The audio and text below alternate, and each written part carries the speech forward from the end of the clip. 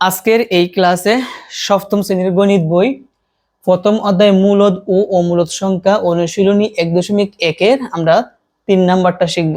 তো এর আগের দুইটি পর্বে মৌলিক গুণনীয়কের সাহায্যে ভাগফল বর্গমূল নির্ণয় এবং ভাগের সাহায্যে বর্গমূল নির্ণয় আমরা দুইটা ক্লাস নিছি।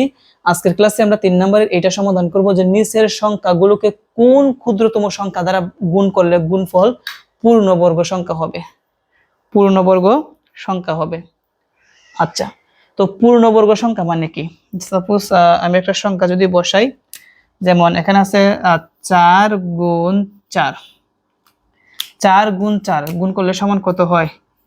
16 হয়। কি হয়? 16 হয়। এবং আবার এই 16 কি আমি আবার ভেঙে লিখতে পারি কি 4 গুণ 4 হয়, তাই না? এই 4 4 গুণ করলে আবার কত হয়? 16 হয়। তার মানে দেখো দুইটা সংখ্যা কিন্তু একই। এখানে যে 4 আছে এই 4টা হচ্ছে কি পূর্ণবর্গ সংখ্যা। কি পূর্ণবর্গ সংখ্যা? অর্থাৎ আমি যদি এখানে 9 লিখি, 9 এর উপরে যেটা রুট ওভার দেই, রুট ওভার দিলে কত আসবে? 3 আসবে। এই 3টাই হচ্ছে কি পূর্ণবর্গ সংখ্যা। বুঝতে পারছো? তো এখানে কিন্তু এটাই বলছে নিচের সংখ্যাগুলোকে কোন ক্ষুদ্রতম সংখ্যা দ্বারা গুণ করলে গুণফল পূর্ণবর্গ সংখ্যা হবে। আসো আমরা এইটা এখন সমাধান করি। তো এইটা সমাধান করার জন্য সর্বপ্রথম আমাদের কি করতে হবে? সর্বপ্রথম সংখ্যাটিকে মৌলিক উৎপাদকে বিশ্লেষণ করতে হবে। এই সংখ্যাগুলোকে মৌলিক উৎপাদকে বিশ্লেষণ করে আমাদের জোড়া সাজাতে হবে। কি সাজাতে হবে? জোড়া। আসো আমরা এটা সমাধান করার চেষ্টা করি। ক নাম্বার, একটা সমাধান করলে তোমরা বাকিটুকু বুঝতে পারবা যে বাকিগুলা কিভাবে করতে হবে। সমাধান। তো প্রথম সংখ্যাটা কত আছে? 147 আছে, তাই না? তো আমি লিখবো 147 এবং এই 147কে আমরা উৎপাদকে মৌলিক উৎপাদকে বিশ্লেষণ করব। মৌলিক তো তোমরা বুঝো, মৌলিক সংখ্যা 2, 3, 5, 7, 11 এগুলাকে মৌলিক সংখ্যা বলে। তো প্রথম মৌলিক সংখ্যাটা কত আছে? 3। আমরা দেখবো এটাকে 3 দ্বারা ভাগ করা যায় কিনা। দেখি 147 ভাগ হচ্ছে 3। হ্যাঁ, 3 দ্বারা ভাগ করা যায়। 3 দ্বারা ভাগ করলে কত আসবে? 49। আবার দেখবো ওই 49কে 3 দ্বারা ভাগ করা যায় কিনা। 3 দ্বারা ভাগ করা যায় না। যেহেতু 3 দ্বারা ভাগ করা যায় না, পরবর্তী মৌলিক সংখ্যা কি আছে? 5। 5 দ্বারা কিন্তু এটাকে ভাগ করা যায় না, কারণ দশমিক আসবে। 5 এর পরে 6 দিয়েও ভাগ করা, 6 তো মৌলিক সংখ্যা না, 7 দিয়ে কিন্তু ভাগ করা যায়। আচ্ছা, আমরা কতবার জানি ভাগ করছি? এখানে 2 দিয়ে, 3 দিয়ে ভাগ করছি, তাই না? দিলাম 3। আচ্ছা, তারপর কত দিয়ে ভাগ করা যায়? 7 দিয়ে ভাগ করা যায়। 7 দিয়ে ভাগ করলে 7 7 কত হয়? 49 হয়। তাহলে আমরা পেলাম অতএব 147 সমান প্রথম কি পেলাম? 3। সবগুলো আমরা এই সেটগুলো গুণ আকারে লিখবো। 3 গুণ 7 গুণ 7। একটা জিনিস খেয়াল করো, এই উৎপাদকগুলোর মধ্যে প্রথম লাস্টের যে দুইটা আছে এটা কিন্তু জোড়া বানানো যায়, কারণ দুইটা একই রকম। 3কে কিন্তু জোড়া বানানো যায় না। জোড়া মানে কি? দুইটা মিলিয়ে কিন্তু একটা জোড়া হয়। কি বললাম? দুইটা মিলিয়ে একটা জোড়া হয়। তাহলে আমরা এটার পরিবর্তে আমরা এভাবে লিখতে পারি 3 গুণ এবং এটা জোড়া আকারে লিখবো 7 গুণ 7। যেহেতু দুইটা একই রকম আমরা জোড়া আকারে লিখলাম। এখন মনে রাখবা যেটা জোড়া বিহীন আছে, কি বললাম? যেটা জোড়া বিহীন আছে, এখানে 3 কিন্তু জোড়া বিহীন। যদি এই 3 যদি এক জোড়া থাকতো, কি বলতাম? এক জোড়া মানে এভাবে থাকতো, 3 গুণ 3 এভাবে এক জোড়া থাকতো, তাহলে সংখ্যাটি কি হতো? পূর্ণবর্গ হতো। আমি আগে কিন্তু বলছি, যেমন 4 গুণ 4 সমান কত হয়? 16 হয়। এখানে যে 4টা আছে, 4টা কিন্তু পূর্ণবর্গ সংখ্যা, কারণ এখানে 4 ডবল আছে, 4 গুণ 4। কিন্তু এই জায়গার মধ্যে 3 শুধু একা আছে, জোড়া বিহীন আছে। যখনই জোড়া বিহীন থাকবে সেটা কিন্তু পূর্ণবর্গ হবে না। বুঝতে পারছো?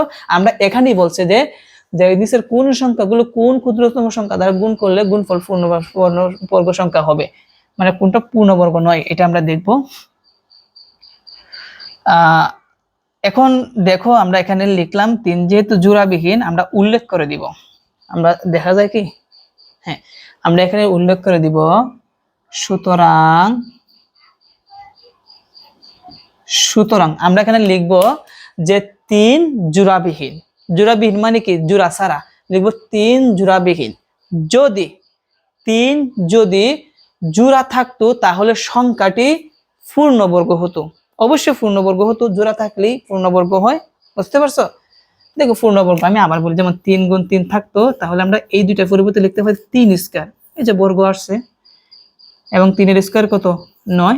এই জন্য আমরা এই 3 কে আমরা কি বলবো, জোড়া থাকলে পূর্ণবর্গ হতো। সেই জন্য আমরা লিখব যে সুতরাং 3 জোড়াবিহীন 3 যদি এক জোড়া থাকতো তাহলে সংখ্যাটি পূর্ণবর্গ হতো। বুঝতে পারছো? এই কথাটা আমরা লিখব, সুতরাং 3 দ্বারা গুণ করলে সংখ্যাটি পূর্ণবর্গ হবে।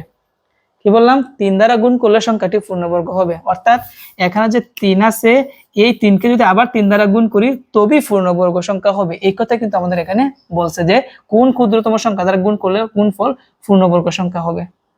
তো আমাদের এখানে 3 দ্বারা 3 কে গুণ করলে পূর্ণবর্গ সংখ্যা হবে। তো এই কথাটা আমি আগে লিখে নিচ্ছি। তাহলে আমরা লিখলাম সুতরাং 3 জোড়াবিহীন, যদি 3 যদি এক জোড়া থাকতো তাহলে সংখ্যাটি পূর্ণবর্গ হতো। অবশ্যই যেহেতু 7 7 দুইবার আছে সেই জন্য এটা কি জোড়া আছে, এই জন্য 7 হচ্ছে পূর্ণবর্গ।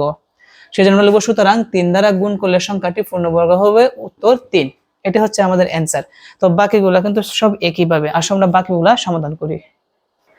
এখন আসো আমরা খ নাম্বার প্রশ্ন সমাধান করব। 384, এটাকে আমাদের দেখতে হবে। আগে আমরা সর্বপ্রথম মৌলিক উৎপাদক আমরা বিশ্লেষণ করব। এই সংখ্যাকে প্রথম মৌলিক সংখ্যা 2 দ্বারা ভাগ করা যায়। তো এটাকে যদি আমরা 2 দ্বারা ভাগ করি তাহলে আমরা পাবো 192। তাহলে আমরা লিখব 192। আবার যদি আমরা 2 দ্বারা ভাগ করা যায়, আবার যদি আমরা 2 দ্বারা ভাগ করি তাহলে আমরা পাবো হচ্ছে 96। আবার 2 দ্বারা ভাগ করা যায়, 96 কে যদি আমরা 2 দ্বারা ভাগ করি তাহলে আমরা পাবো কত 48। আবার 2 দ্বারা ভাগ করা যায় তাহলে কত হবে 24। আবার 2 দ্বারা ভাগ করা যায় তাহলে কত হবে 12। আবার 2 দ্বারা ভাগ করা যায় তাহলে কত হবে 6। আবার 2 দ্বারা ভাগ করা যায় কত হবে 3 হবে। বুঝতে পারছি? ওকে, তাহলে আমরা প্রত্যেকটি মৌলিক সংখ্যা দ্বারা আমরা ভাগ করছি, মৌলিক উৎপাদকে প্রকাশ করছি। তাহলে আমরা লিখতে পারি অতএব 384 সমান এই সবগুলো আমরা লিখবো 2 1টা 2টা 3টা 4টা 5টা 6টা 7টা 1 2 3 4 5 6 7 1 2 3 4 5 6 7, তারপর কত আছে 3 আছে। এখন আসো এগুলা দিয়ে আমরা কি তৈরি করব, জোড়া। যেমন আমরা কিভাবে জোড়া তৈরি করব, প্রথম দুইটা মিলে একটা জোড়া হবে 2 গুণ 2, পরবর্তী আরো 2টা 2 গুণ 2, আবার 2 গুণ 2। কিন্তু এখানে 2 একটা বাকি থাকে, এটা জোড়া হয় না, 3ও কিন্তু জোড়া হয় না। এখন আমরা সেম আগের মতন আমরা লিখব, আমরা আগের মতন লিখব। এখানে উৎপাদক কত 2 ও 3। কি বললাম 2, আগে কিন্তু শুধু আগেরটার মধ্যে কিন্তু শুধু কত ছিল 3 ছিল জোড়াবিহীন, এখন 2 আর 3 কিন্তু জোড়াবিহীন। তাহলে আমরা লিখব এখানে 2 ও 3 জোড়াবিহীন। 2 ও 3 যদি জোড়া থাকতো তাহলে তাহলে এই দুইটার গুণফল অর্থাৎ 2 গুণ 3 সমান কত হয় 6। 6 দ্বারা গুণ করলে সেটি কি হতো পূর্ণবর্গ হতো। 6 দ্বারা, যেহেতু দুইটা জোড়াবিহীন এই দুইটাকে গুণ করতে হবে, গুণ করে যেটা আসবে এইটা দ্বারা গুণ করলে আমাদের কি হবে গুণফল পূর্ণবর্গ সংখ্যা হবে। তো আমরা এই কথাটা কিন্তু এখন এই জায়গার মধ্যে লিখে দিব। তাহলে আমরা লিখে নিলাম এখানে উৎপাদক 2 ও 3 জোড়াবিহীন, যদি 2 ও 3 এক জোড়া থাকতো তাহলে সংখ্যাটি পূর্ণবর্গ হতো, সেম আগের মতন। সুতরাং 2 ও 3 কে গুণ করতে হবে। আগে কিন্তু একটা ছিল জোড়াবিহীন, এখন কিন্তু দুইটা, এই জন্য দুইটাকে গুণ করতে হবে। 3টা যদি জোড়াবিহীন থাকে 3টাকে গুণ করতে হবে। 4টা যদি জোড়াবিহীন থাকে তাহলে 4টাকে গুণ করতে হবে। তো 2 ও 3 গুণ করলে আসবে 6, তাহলে 6 দ্বারা গুণ করলে সংখ্যাটি পূর্ণবর্গ হবে, উত্তর কি 6। আশা করি এইটা তোমরা ভালোভাবে বুঝতে পেরেছো। এখন আসো আমরা গ নাম্বারটা সমাধান করব। তো গ নাম্বারটা হচ্ছে 1470। তো 1470 কে প্রথম মৌলিক সংখ্যা কত 2, 2 দ্বারা কিন্তু ভাগ করলে কত হবে 735। 2 দ্বারা ভাগ করলে আসবে 735। আর কিন্তু 2 দ্বারা ভাগ করা যায় না। তারপরে মৌলিক সংখ্যা হচ্ছে 3, 3 দিয়ে ভাগ করলে আসবে হচ্ছে 245। 245, এই 245 কে আবার কিন্তু 3 দ্বারা ভাগ করা যায় না, 5 দিয়ে ভাগ করা যায়। যদি আমরা 5 দিয়ে ভাগ করি তাহলে ক্যালকুলেটরে আসবে হচ্ছে 245 ভাগ 5 সমান 49। 49 কে আর মৌলিক সংখ্যা 5 দিয়ে ভাগ করা যায় না, কিন্তু 7 দিয়ে ভাগ করা যায়। 7 দিয়ে ভাগ করলে কত আসবে 7 আসবে। তাহলে আমরা পাবো অতএব 1470 সমান এই সবগুলা 2 গুণ 5 গুণ 3 আছে, 3 গুণ 5 গুণ তারপর কত 7 গুণ 7। এখন আমরা জোড়া সাজাই, প্রথম দুইটা কিন্তু জোড়া আকারে, প্রথম তিনটা কিন্তু জোড়া আকারে নাই, কিন্তু 7 গুণ 7 কিন্তু জোড়া আকারে আছে। সেজন্য আমরা লিখে দিব এখানে উৎপাদক কত 2 3 5। কি বলবো 2 3 5, উৎপাদক 2 3 ও 5 জোড়াবিহীন। যদি 2 3 ও 5 এক জোড়া থাকতো তাহলে সংখ্যাটি পূর্ণবর্গ হতো। সুতরাং এই তিনটা গুণ করতে হবে, 2 গুণ 3 গুণ 5 সমান হচ্ছে 30। তার মানে 30 দ্বারা গুণ করলে সংখ্যাটি পূর্ণবর্গ হবে, উত্তর 30।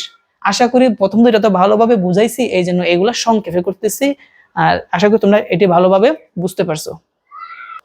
এখন আসো আমরা লাস্টেরটা শিখবো।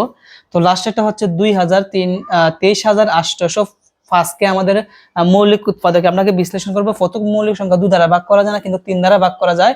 7,935 হবে, আবার এটাকে 3 দ্বারা ভাগ করা যায়। 2,645 হবে, 3 দিয়ে আর ভাগ করা যায় না। পরবর্তী মৌলিক সংখ্যা হচ্ছে 5 দিয়ে ভাগ করা যায়, 529 হবে। তার পরবর্তী মৌলিক সংখ্যা 5 7 11 13 17 19 এগুলা দিয়ে ভাগ করা যায় না, কিন্তু 529কে 23 দ্বারা ভাগ করা যায়। 23 দ্বারা ভাগ করলে 23 আসবে, আর ভাগ করা যায় না। তারপর আমরা এই সাইডের সবগুলো আমরা গুণ আকারে লিখছি। প্রথম দুইটা এক জোড়া হয়, 5 জোড়া হয় না, এই জন্য আমরা ব্র্যাকেটের ভিতরে লিখবো না। পরবর্তী দুইটা জোড়া হয়, যেহেতু এই দুইটা জোড়া হয়েছে 5 জোড়াবিহীন, সেই জন্য আমরা লিখবো এখানে উৎপাদক 5 জোড়াবিহীন। যদি 5 এক জোড়া থাকতো তাহলে সংখ্যাটি পূর্ণবর্গ হতো। সুতরাং 5 দ্বারা গুণ করলে সংখ্যাটি পূর্ণবর্গ হবে, উত্তর হচ্ছে 5। আশা করি আজকের এই ক্লাসের মাধ্যমে তোমরা 3-এর প্রশ্নের সমাধানগুলো তোমরা সুন্দরভাবে ভালোভাবে বুঝতে পেরেছো। তো আমরা পরবর্তী পর্বে তোমাদের 4-এর মধ্যে আছে, আমরা এইগুলো সমাধান করব। আজকের মতন এই পর্যন্তই, সবাই ভালো থেকো, আসসালামু আলাইকুম।